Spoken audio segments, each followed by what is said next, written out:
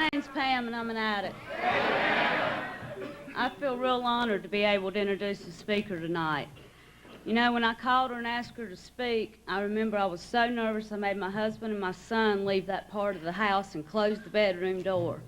You know, and I heard her speak about a year and a half ago, and I got her tape, and I listened to it every week for a long time, and now I still listen to it once a month.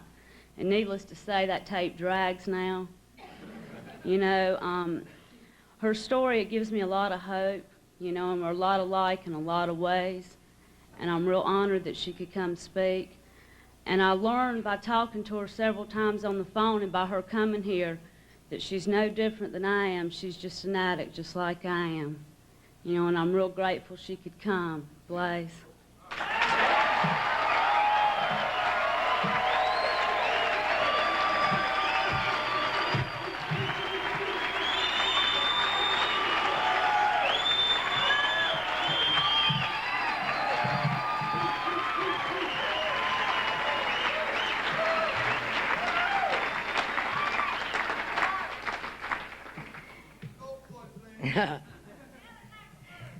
This is for Jocko and Tommy and all my babies from Atlantic City, Special Cap.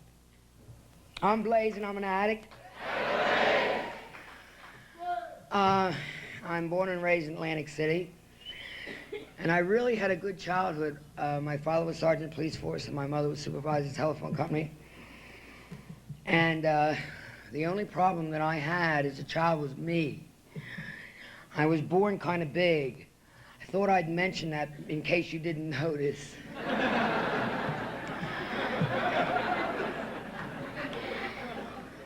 And I had a problem with that. When I was 5 years old, I went to a birthday party of a girlfriend of mine who was 7. She was older than me and smaller than me. Everybody was smaller than me. And she got this 3-wheeler bicycle. And everybody took their turn riding the bicycle except me, and I wasn't allowed to ride the bicycle because I was too big. And I ran home and I cried because I found out that I was different. And I didn't like the difference. But in my home, I was loved. I got a lot of love. And I would always run home. And when I was around that age, the doctor told my mother it would be a good idea to send me to tap and ballet school for personality and balance. And I didn't like me, but I went to school, and we danced on the steel pier. It was called the Stars of Tomorrow. It was Tony Grant's The Kids of Tomorrow. And the fat kid always steals the show. And I would make a different move, and the audience would react, and I loved it. I loved it. And every week I would do something different, and people came just to see what I was going to do, and I liked that. Then when I was about 9 or 10 years old,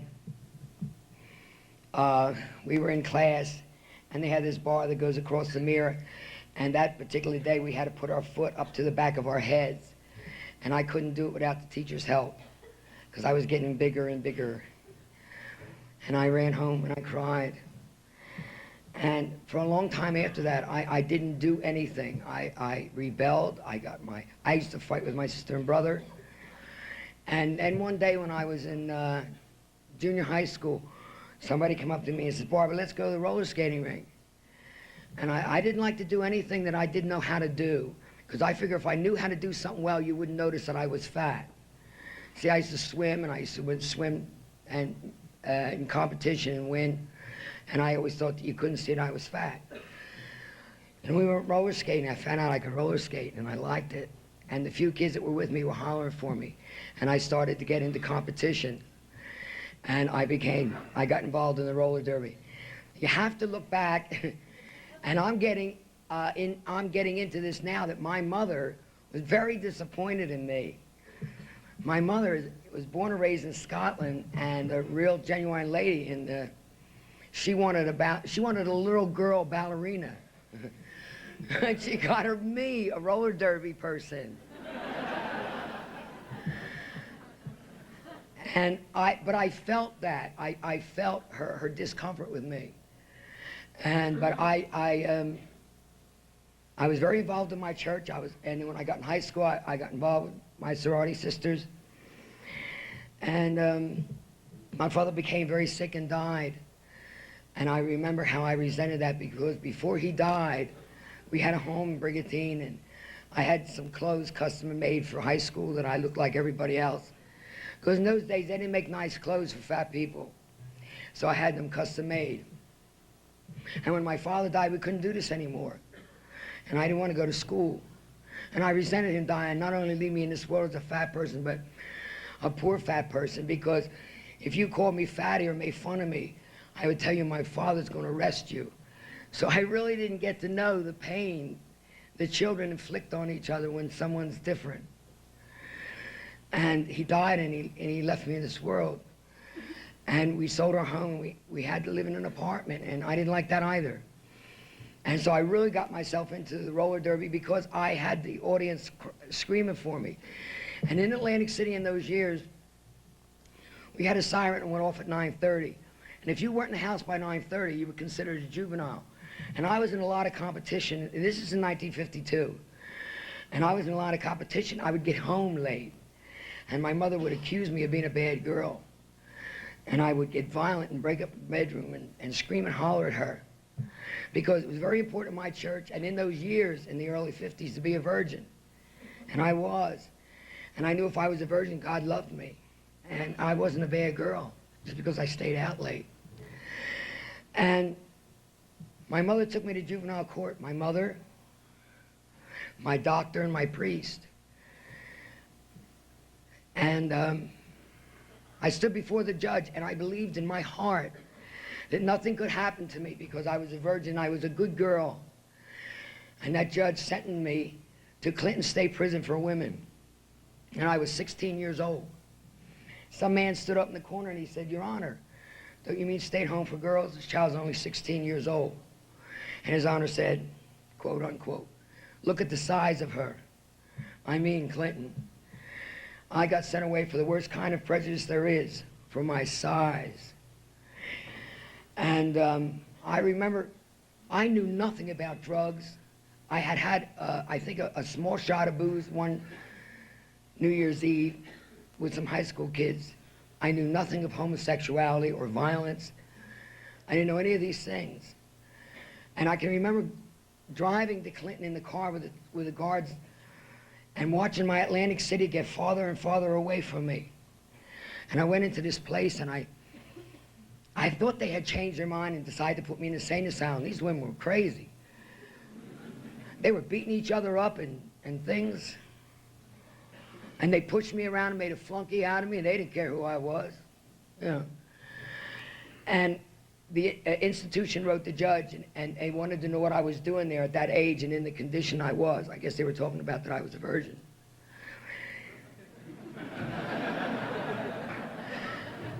And the judge, because he had an ego and didn't like his decision disturbed, he sent back that I had indeterminate sentence. When you're 16 years old, that means 5 years. And when the word got back to me, I had a nervous breakdown. And I went in infirmary, and I was in infirmary for about a month.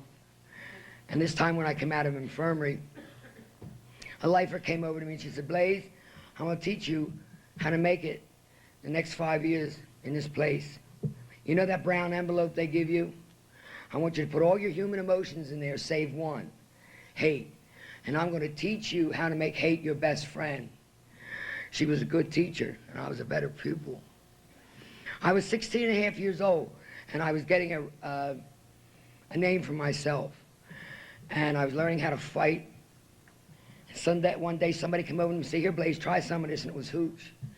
I found out if I swallowed the hooch, it put me up there and I could look down on you and say, "Damn you, world, I am okay." It's made real good. It's strong. It's like corn liquor.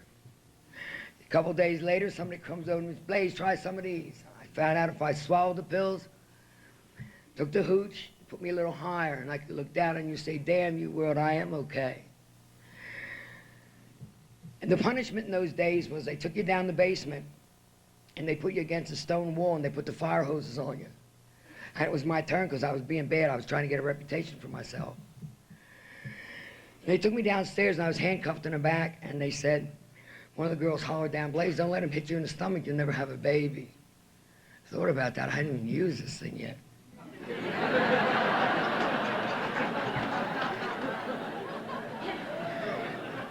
And I braced myself up against the wall, and they put the fire hoses on me. And again, I thought they had changed their mind and set me on fire. Somewhere out there, I heard screaming, and I couldn't get the screaming together, and the pain together, and me together. And then I blacked out. And when I came to, I was in a hole, bent backwards. I had no skin on my back of my arms. I had thrown up on myself and went to the bathroom on myself. And I know I had been unconscious a couple of days because there's a door with a window in it, and they throw your food in. If you're not there to catch it, be shame on you. And there was food on the floor over there. And I laid on that floor, and I promised myself and my God never to show any human emotions again as long as I was to live. And I did a very good job of that. By the time I was 17 years old, I committed my first murder. It was very justified. A girl came there, and she had beat her 3-year-old son to death, and we beat her to death. I was getting a name for myself, and I had to uphold this name. When in prison, you have to do what you have to do. I mean, there's no second thoughts on it. And I liked doing what I was doing. I was getting power, and my size, at last, had become an asset to me. When I was 17 and a half years old, the authorities said to me, Blaze, if you behave yourself, we'll send you home. If you be good for 3 months, we'll send you home on parole. Getting thrown out of prison, you know what I'm saying? How embarrassing. And I was good, because I wanted to go home, and I wanted this all to disappear like it had never happened. And so I could leave all that madness behind me. And I wanted to go home and be with my sorority sisters and go to church and sing in the choir like I was used to, and let all this go behind me. And I came home on a Saturday night, and all the way home I couldn't wait to get there. And Sunday morning when I got up, I got all dressed. I took so long getting ready to go to church. And I went to church Sunday morning, and nobody spoke to me. You see, when I went away, there was no reason why I went away, so everybody made up stories. And the stories became stories, and they believed it. And I went up to my girlfriend that used to sleep at my house, and we used to roller skate together. I said, Patty, I'm home, you know? And she looked at me like I wasn't even there.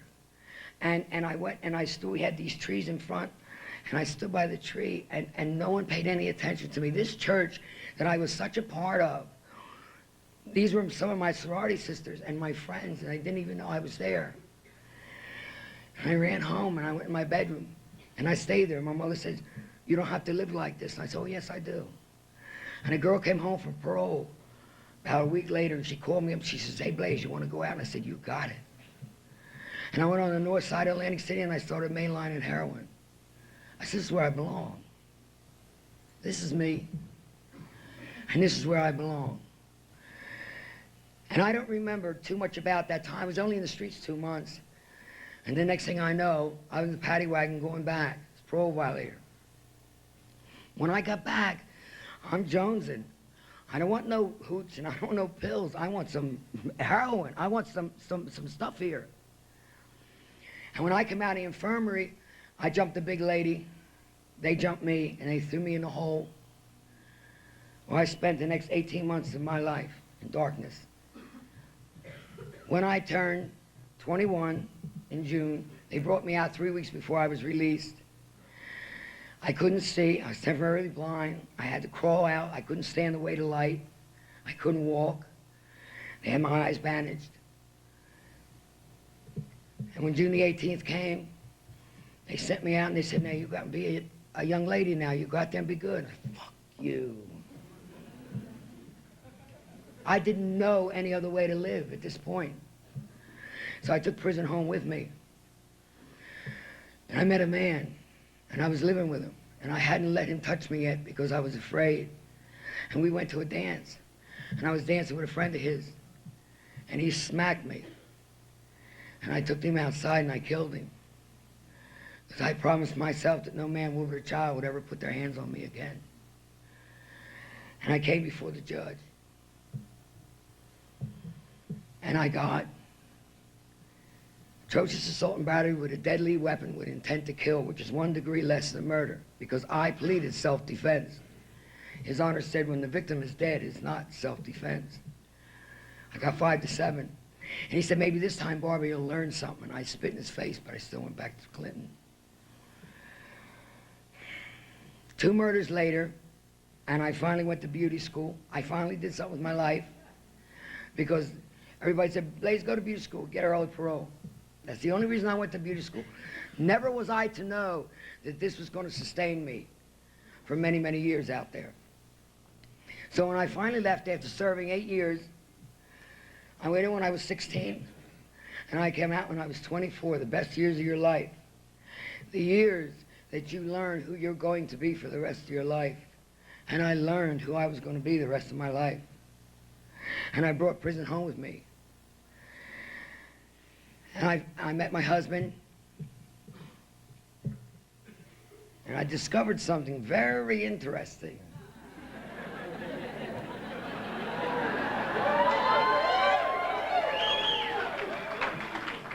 I discovered man.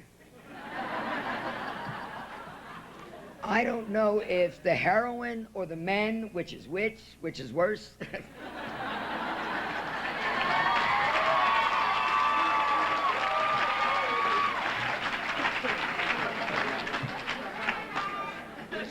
Did you ever try to get over a man that you really loved? And we got married, and I had 4 lovely, lovely children.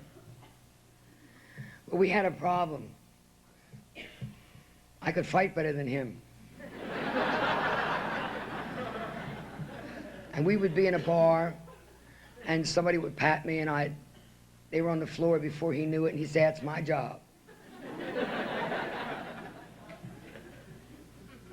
Or we were walking down the street, and someone would say something or do something, and I'd have them on the ground.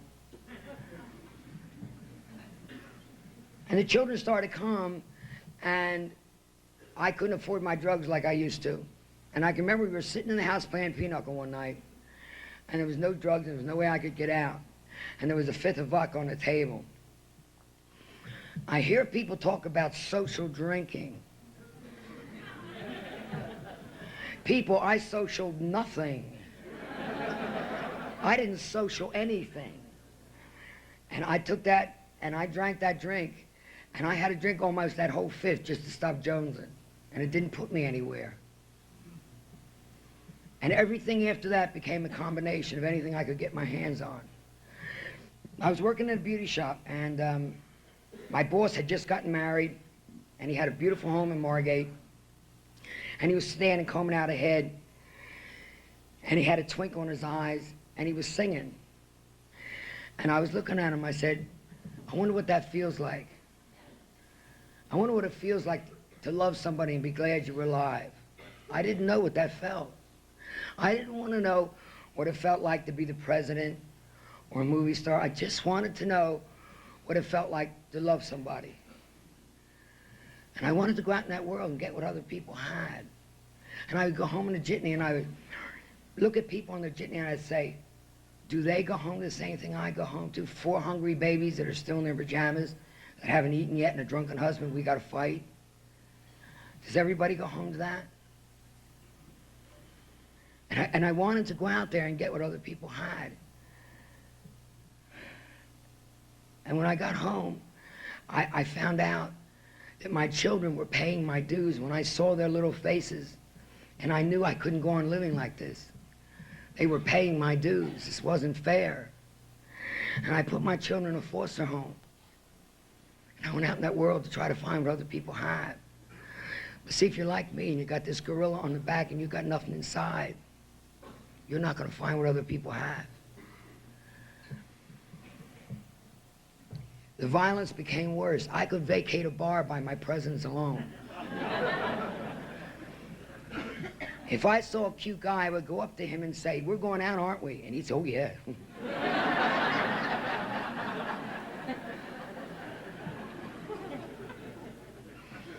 Then I was having a problem with policemen. I was having a problem with policemen. And there was this one cop, his name was Mike, and we went to high school together, and I was dancing, I was go-go dancing, and he wanted to go out with me, and I wouldn't go out with him because he was a cop. And every time we saw each other, we fought like dogs. It was terrible. And one night I was dancing at the Bistro. One of the girls came up on the stage and she said, Blaze, the cops are here. And I had about $400 of good meth upstairs, and I didn't want anybody to have my diamonds. I didn't want anybody to take my meth. I ran down off that stage and I ran outside. I beat Mike up. I threw his gun across the street, threw his dog against the car. He's under the wheel saying, Narco, in trouble, help. I'd like to say at this point, when I was around and in the program and I was clean about 9 months, my Michael came in the program and I called my sponsor and said, oh my God, we're going to fight in those rooms. By this time, this program, these meeting rooms had become my church, and I didn't want to fight in these rooms. And she says, Barbara, God runs the program, not you. And that night when Michael came and we saw each other, I was chairing the meeting, and he said, it's so good to see you up there, Barbara. And I said, it's good to see you, Michael. I'd like to say at this point that my Michael has 14 and a half years clean.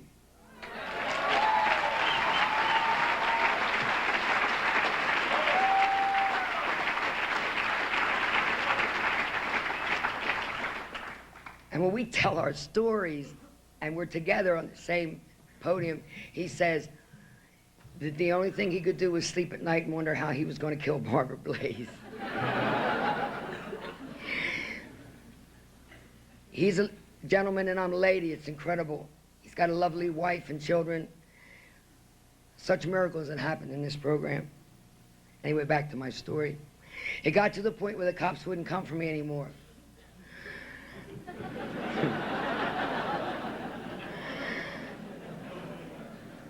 Then finally, my life became so unmanageable that I was a hairdresser for 17 and a half years. I had never lost a job. I lost a job. In the meantime, I had taken the children back. I thought, if you notice, I have never once blamed any of this dilemma on the drugs. God forbid.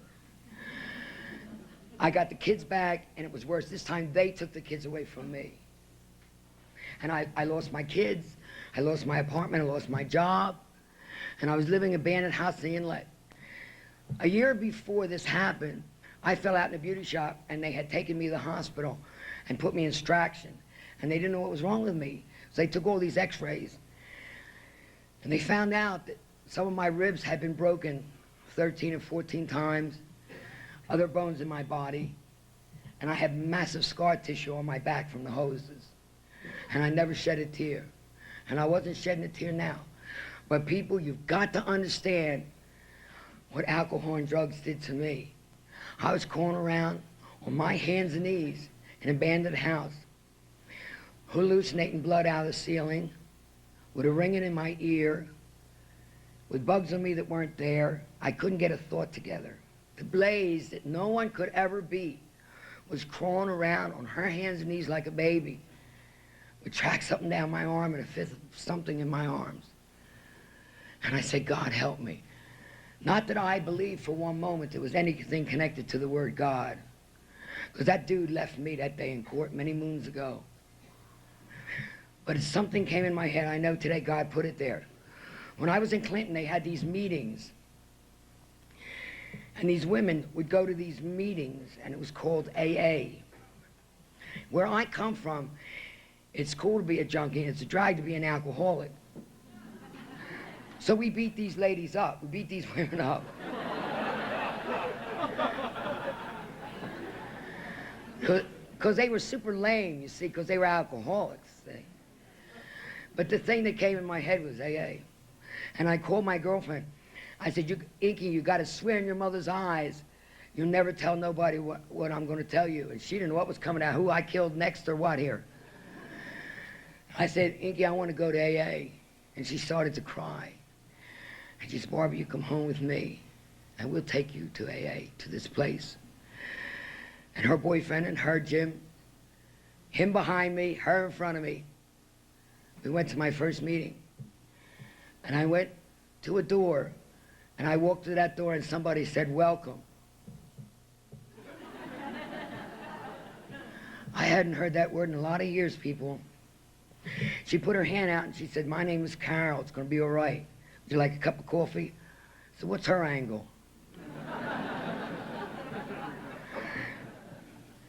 And of course, I sat in the last seat in the back because I'm a speed freak and I got to get against the wall.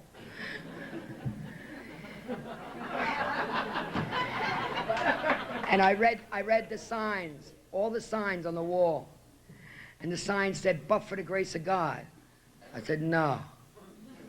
He's in here. He's not going to let me have this thing."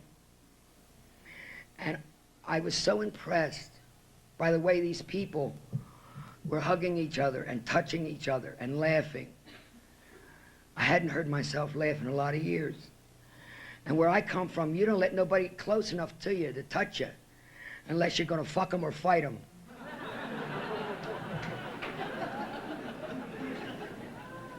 And I don't want anybody to come close to me. But I liked what they were doing, and I kind of wanted it, but I didn't think it was for me. And after I was so impressed by the dedication of people. Somebody was talking, and somebody turned around and hollered at them for talking. I said, "Oh my God, how lame." But I didn't really mean that. What I meant was, oh my God, they're interested in what's going on here. And then somebody came over to me after the meeting and they said, "Do you think you can get through the day without a drink?" I said, "Of course." I was full of drugs.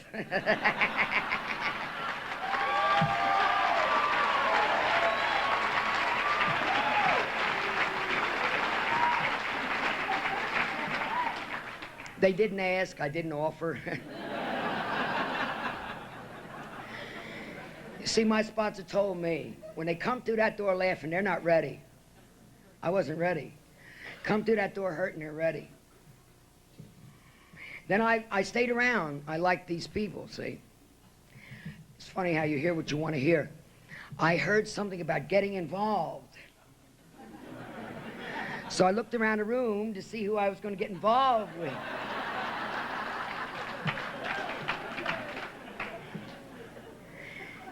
Everybody that spoke to me twice, I was in love with.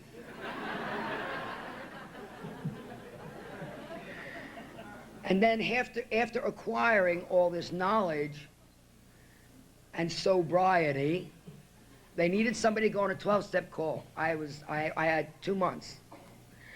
Of course, me, I ran right out there to a bar. And the girl was drinking. I said, "Oh my goodness, I'm late. I think I'll join her." You see, my drugs told me, that's cool. They got this place up there for them lames. They need that.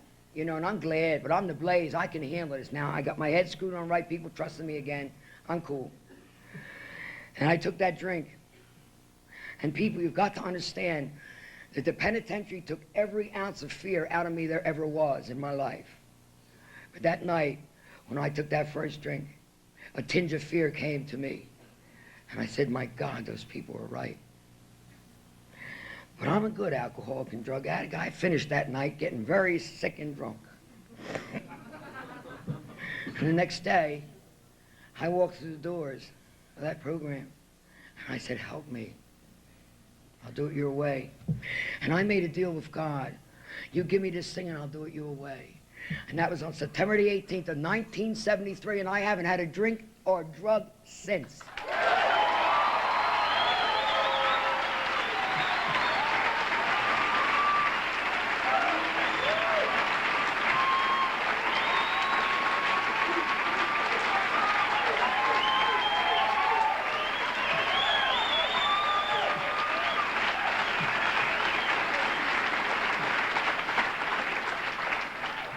I've had no reason to. I've had a lot of good excuses, but no reasons to. I had something I had never had in my life.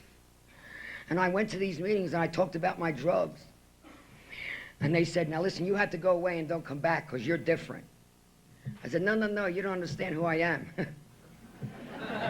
You don't tell me where to go. So I kept going to the meetings and I kept talking about my drugs.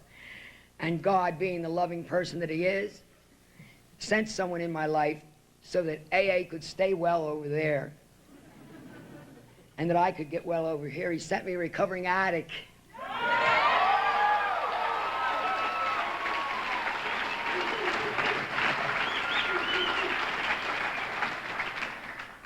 A very sick recovering addict.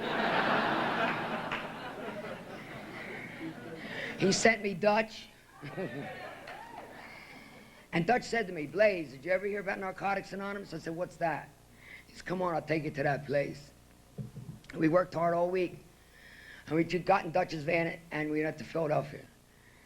And I walked in a room full of kids, and they were addicts. And they talked about their drugs, and it was Narcotics Anonymous. I was home at last.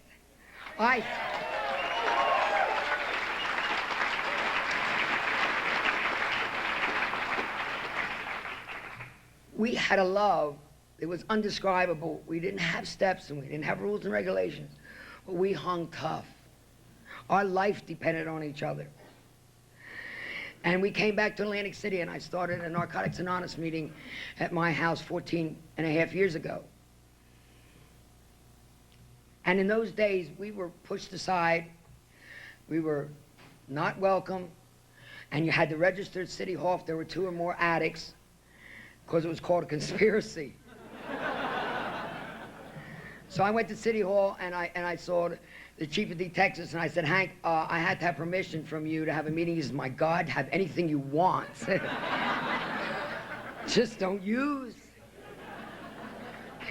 My landlord gave me folding chairs. I would have enough. You know, everybody was really tuned into it.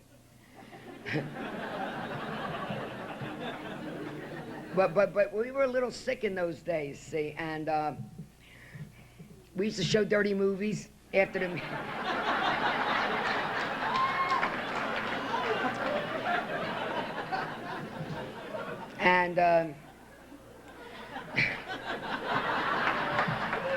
and we 13-stepped everybody.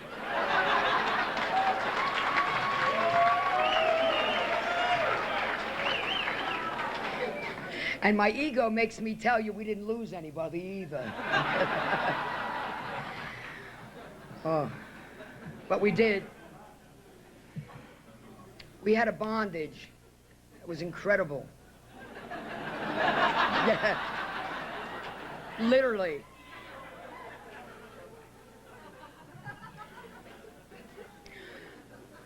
I was around about 2 years.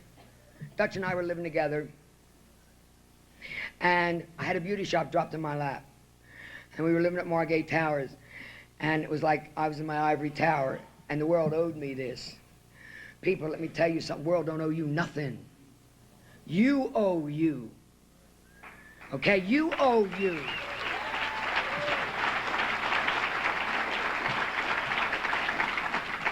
Because if you wait for the world to give you something, you're waiting. And I stood up there and I said, they owe me this. And see, my higher power, if you're not grateful, he'll take back what he's given you. And he took back my business. That was the year that gambling came through. And these 4 guys in suits came to my beauty shop and gave me an offer I couldn't refuse. But let me tell you something about that offer. I had learned a few things, and one of them was, if you're dishonest, you'll pick up. Because I had seen that happen. And I let them have my beauty shop because I wouldn't be dishonest. And I lost everything I had. And I had to go live with my mother. Somebody I hadn't been with in 25 years. We had nothing in common. And I went and I lived with my mother. And we became friends. And I found out how other members suffered from my addiction. We are so self-centered as addicts. Like we're the only one that suffer. I never knew how my family suffered and the degradation they went through because of me. And we became friends, and we could cry through it, and we could talk through it. And then one night, I did a church recital, and Dutch and them came to hear me. And afterward, I called my mother to tell her we were going to the diner. We would be late, and there was no answer. And we went home, and we found my mother dead. And I didn't know how to deal with that. And I got on the phone, and I called the kids in Philadelphia. And the kids of Narcotics Anonymous carried my pain, and God carried me. And we made it through that.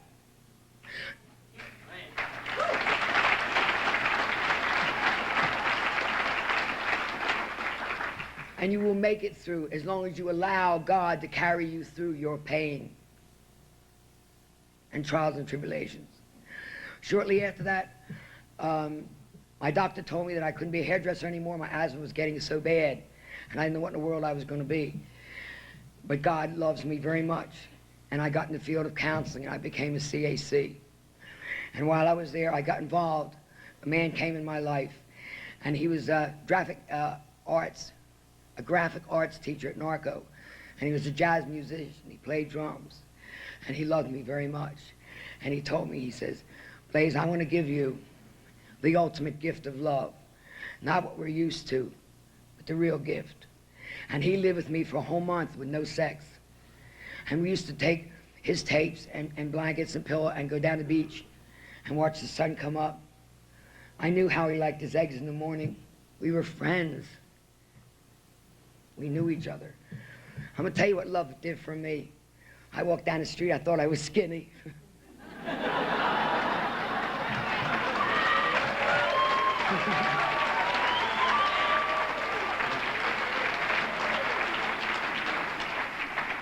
I thought I was pretty.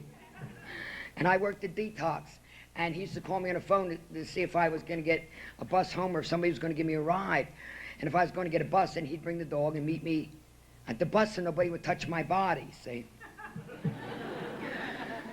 People, you've got to understand, I have never been raped or mugged or held hostage. I mean, some girls get all the breaks. I didn't.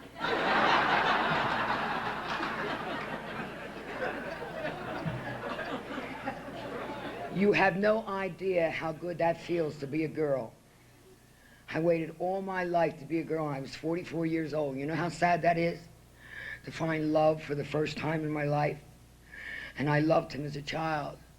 But when the pain came, I hurt like a woman. Because I came home from work one day, and he had picked up. It took my Jack 9 weeks to die. He came in his program once, he picked up once, and he died once. Do you know that 35 people died that you sit in that chair tonight? That is a very, very important chair.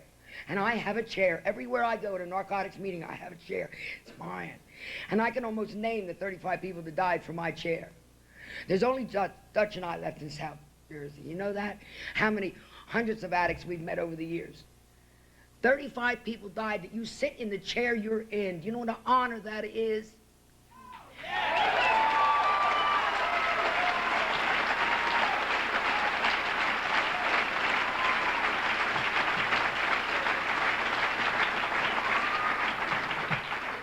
I had found something I didn't understand, and that was pain. I'd never been in love. I didn't understand this pain. I couldn't deal with this pain. But again, the kids at Narcotics Anonymous carried my pain, and God carried me, and we did get through it.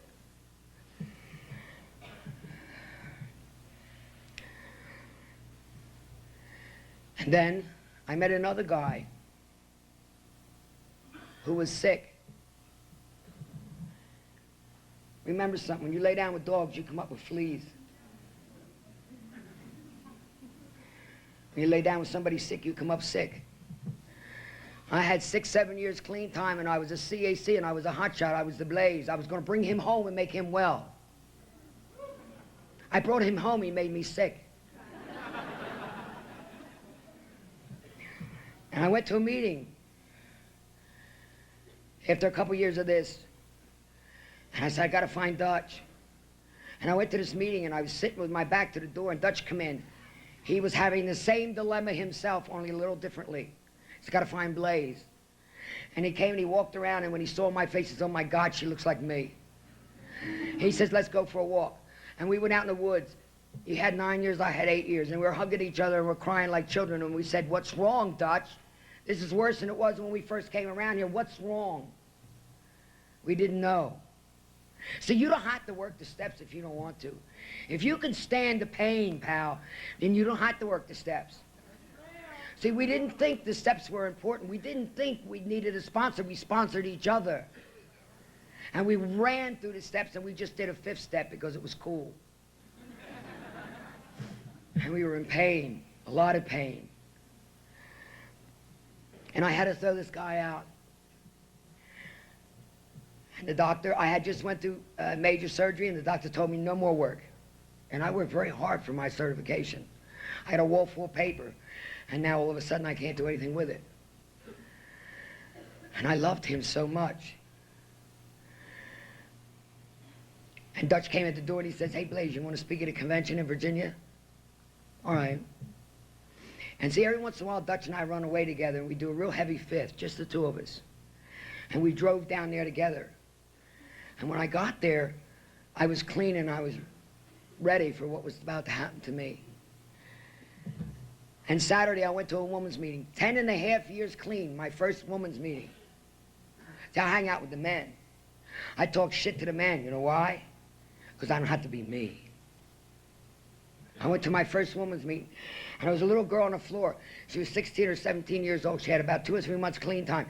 And this child was on the floor telling all these women how this man had hurt her, and she was crying in front of all these women. But the Blaze was too fucking cool for that. I could never do that. That child had more honesty in her little finger than I'll ever know. And I went back to my room, and I couldn't handle what was going on with me. And I had brought 4 of my babies with me. You got to understand how organized it is. Everything's laid out. And I'm sitting on the bed, and I'm rocking. I said, "Did I take my bath yet? Where's my shoes?" My babies are running around like crazy people. They're praying on the tub. Oh, God. We can't speak for her. What's going to happen? And we said, "Where's that woman that chaired the woman's meeting? Where is she?" And we were in a huge hotel, people, huge. And there was, in all this dilemma, there was a knock on the door. And one of the babies ran to the door, and I heard a voice say, "Anybody got a match in here?" It was Doreen. You tell me I don't have a higher power.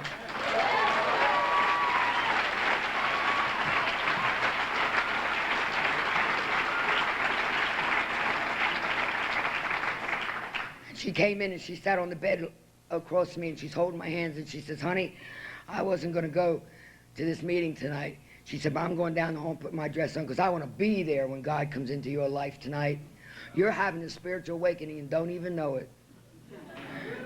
And I went to a podium just like this in a room full of people, so full of emotional turmoil. I begged God, help me carry a message to my babies out there. Don't let them know my pain. And something happened. It was like the room got funny. And God put his arms around me.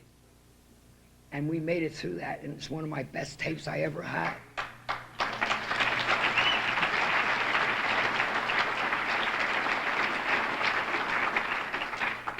And that night I asked Doreen to be my sponsor. And we got working on the steps. And when I stand at a podium with 12, 13, 14 years clean, and I have to tell you I'm only on my 6th step. You know, I can do that today because you know why? I'm not going to stand here and tell you I did all 12 and go out and use. I'm not going to do that today. I'm thoroughly working my steps today, one at a time, writing them down till I can't see no more. With my God at my side, having a sponsor, an NA sponsor.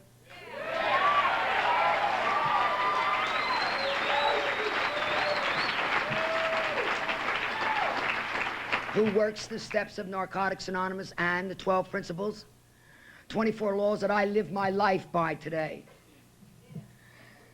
And I'm a different person.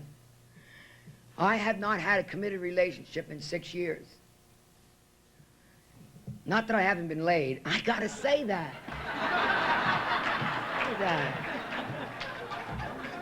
I still have to say that for my ego. Is that? Do you know why I have not had a committed relationship? Because I'm not a whole woman. I always thought 2 halves make a whole. Baby, that don't work. When you're a whole woman, God will send you a whole man.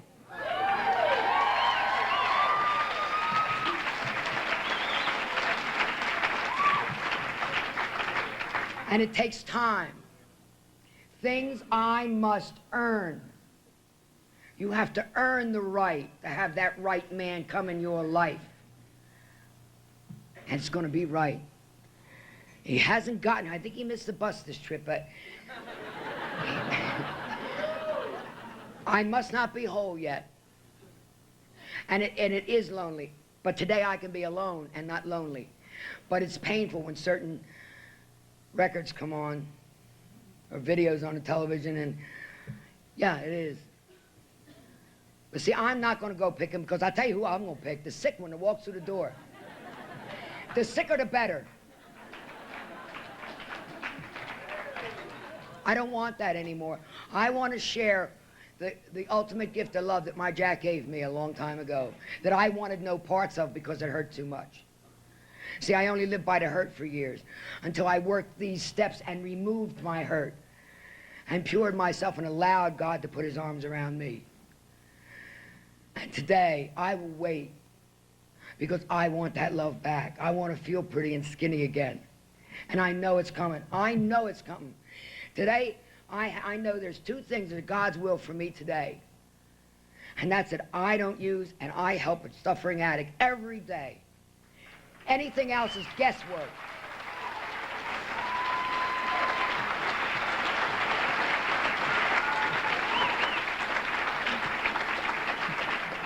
Anything is guesswork beyond that. But those two things I know are God's will for me today. And my children and I have gone through our fights and arguments because God put me in a place where we could have these fights and arguments. And we worked through it. And today my children love me as I love them. I have three lovely children three lovely girls who don't smoke, drink, or curse, who marry three lovely men who don't drink, curse, or smoke, and go to church. We have a bondage, me and my grandchildren and my children. I'm saving the best to the last. Please try to remember that. My son. My son is an addict. He's an addict that did not listen. And my son's in jail for murder. And he killed a guy over a sandwich because he was hungry. He has NA. He wears NA t-shirts. And I have a book that I'm having everyone sign. I'm going to get to his birthday when it's all filled up with hope. And I know my son has it. And it won't be long that he'll be out carrying the message to other suffering addicts. And I told him, Daddy, maybe it's your job to carry the message inside. To talk to him on the phone is so beautiful today. His sisters have forgiven him. We're a family again. And it took that awful thing to happen to bring us together. And I love my children. My children love me. And it's so beautiful to be able to share our lives together. But that didn't happen overnight. I had 17 years clean. And these things are just happening. So I didn't earn them before now. I had to work very, very hard for them. I had to earn them. I had to work these steps. I had to get rid of the bad so the good could come in. And God could take my hand and their hand and bring us together. That's the way it works. It doesn't come out of the sky, out of nowhere. You earn it. About 4 years ago, I was very, very sick. I thought I was going to die and not make it. And I had to leave the message that's so important to me, to my babies, is don't walk in my shoes.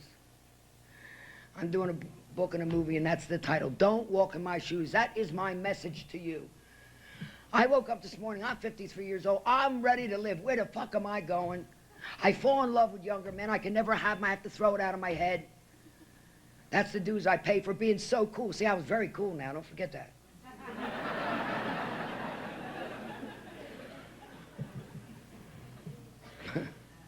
You kids can live for me. You can get married and have babies and have them bring home papers, say, I love you, Mommy. And make things for them. And walk at their side and watch them grow. See, I left babies and I came back to adults with resentments. But I have my grandchildren. And I was very, very sick. And I wrote a prayer. And I'm going to attempt to read it.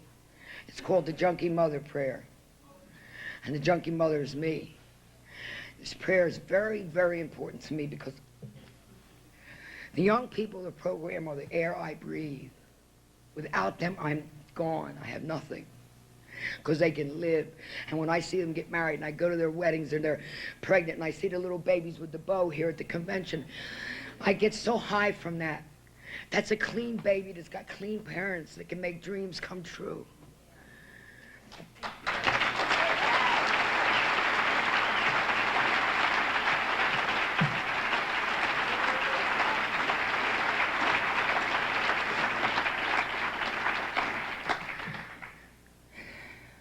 To all my clean babies in N.A., the junkie mother, now through you, my dreams can come true. Remember my years, heavy with sorrow. Make of those years a torch for tomorrow. Believe in yourself. Let none push you down. Look upward to the stars. I always will be with you till no one keeps you down. The children of a junkie mother, thank you from Blaze.